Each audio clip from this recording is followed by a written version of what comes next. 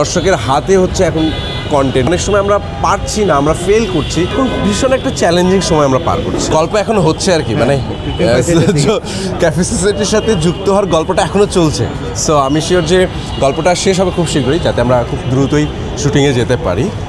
আর cafe সোসাইটির সাথে মানে জাবের যে ভাই, আমাদের যে ডিরেক্টর, ওনার সাথে কনভারসেশন হলো, ওনার সাথে কথা বলে আমার খুব ভালো লেগেছে।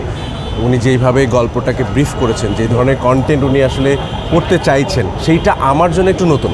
আমি এই ধরনের কন্টেন্ট এর আগে করিনি, বিশেষ করে কমেডি জনরার বা সিটকম জনরার কাজগুলো আমার কখনোই পার্টিসিপেট করা হয়নি। সো সেই জায়গা থেকে আমার জন্য খুব ইন্টারেস্টিং, একটু চ্যালেঞ্জিংও, এবং সেই জায়গা থেকে আসলে ক্যাফে সোসাইটির সাথে যুক্ত হওয়ার একটা ইচ্ছা, এবং এখন পর্যন্ত আমি আমার নিজের সিদ্ধান্ত দিয়েছি যে কাজটা করব। সো দেখা যাক, আমরা আশা করছি যে খুব ভালো একটা কন্টেন্ট দর্শকের জন্য বানাতে পারবো।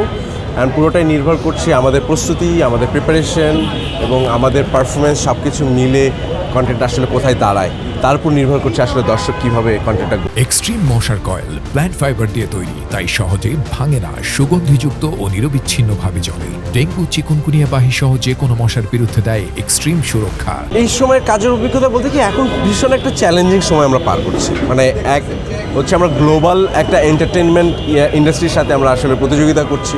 আবার আমাদের এখানকার যে ইনভেস্টমেন্ট সিস্টেম, আমাদের যে পরিবেশ, আমরা যেভাবে কন্টেন্ট বানাই, সেটা এক ধরনের সাপোর্ট সিস্টেম, খুব একটা ভালো সাপোর্ট সিস্টেম এবং স্ট্যাবল সাপোর্ট সিস্টেম না। তো ওই রকম একটা গ্লোবাল প্ল্যাটফর্মের সাথে আমাদের প্রতিযোগিতা করা, আমাদের অভিনেতাদের, আমাদের ডিরেক্টরদের, আমাদের প্রডিউসারদের এই প্রতিযোগিতায় নামতে হয়েছে। কারণ দর্শকের হাতে হচ্ছে এখন কন্টেন্ট, যে কোনো কন্টেন্ট সে চাইলেই দেখতে পারে। সো আমি চাইলেই যে কোনো কিছু তাকে দিতে পারবো না, বা দিলেও সে আসলে ওটা গ্রহণ করবে না, সে আসলে ছেড়ে দিবে। সো আমাদের যে সাপোর্ট সিস্টেম আছে, তার মধ্যে থেকে আসলে কাজগুলো করতে হচ্ছে, এবং সেখানেও আমাদের সর্বোচ্চ নজর রাখতে হচ্ছে যে কতটুকু ভালো করা যায়।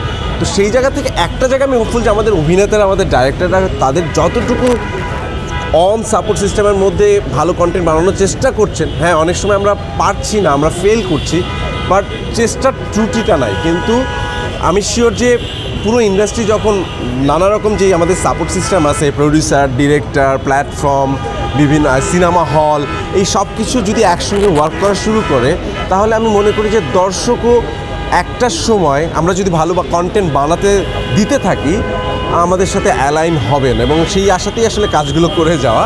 সো সাপোর্ট সিস্টেম যেটা আছে, আশা করব যে কোনো আমাদের যেই দেশের পরিস্থিতি সব কিছু মিলে একটা স্ট্যাবল সিচুয়েশন আসলে হয়তো আরেকটু ইমপ্রুভমেন্ট হবে, এবং আমরা হয়তো ভালো ভালো কাজ দর্শককে দিতে পারবো।